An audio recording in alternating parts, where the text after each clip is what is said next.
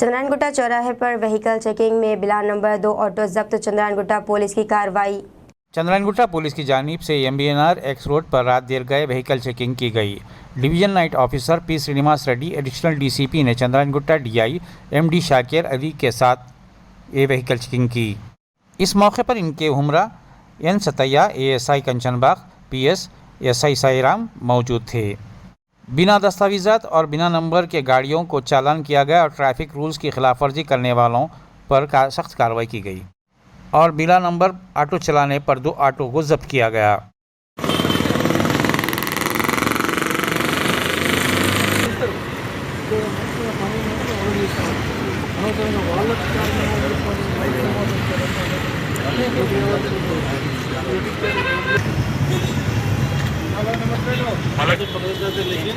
गलत है